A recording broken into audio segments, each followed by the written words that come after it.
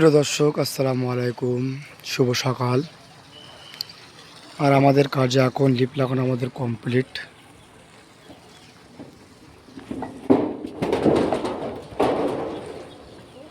Lip লাগানো প্রস্তুতি শেষ।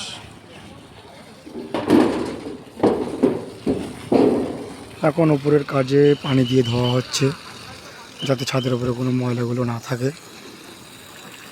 আমাদের মিস্ত্রি ইমরান ভাই উপরে উঠছে।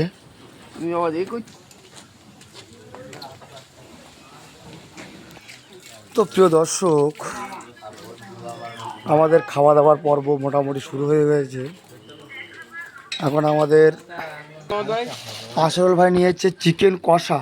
এই লোকই একমাত্র সুস্বাদু খাবার খায়, যা শরীরে অন্তত 99% পুষ্টি জমায় চিকেনে। আর এরা খায় সব কচু, কলা, এদের কোনো পুষ্টি নেই।